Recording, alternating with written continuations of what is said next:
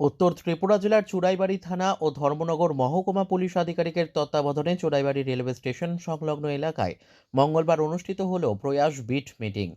উত্তর জেলায় দুর্ঘটনার হার কমাতে এদিনের এই বৈঠকে মূলত 4টি বিষয়ের ওপর আলোচনা করেন এসডিপিও দেবাশিস সাহা এবং চুড়াইবাড়ি থানার সেকেন্ড ওসি বিশ্বজিৎ দাস।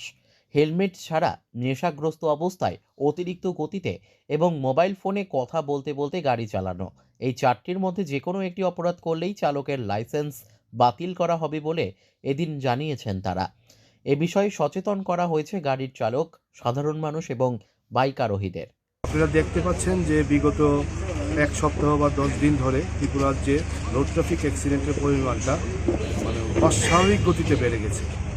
কারণ যাই হোক, প্রথমত ফগি ওয়েদার, দ্বিতীয়ত ফেস্টিভ সিজন। তো সেই কয়েকটা কারণে অ্যাক্সিডেন্টের পরিমাণ প্রচুর বেড়েছে এবং আমরা অনেক নিরীহ প্রাণকে, নিরীহ যুবককে আমরা হারিয়েছি।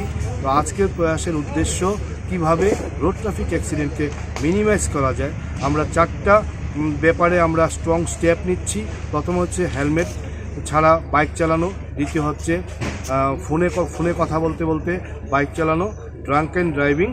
এগুলি যদি আমরা ধরতে পারি তাদেরকে ওই ওই বাইক রাইডারের আমরা লাইসেন্সটা সিজ করে নেব। এই মেসেজটা পাঠানোর জন্যই আজকের এই প্রয়াস এবং আমাদের মূল উদ্দেশ্য হচ্ছে কিভাবে রোড ট্রাফিক অ্যাক্সিডেন্টকে মিনিমাইজ করা যায়।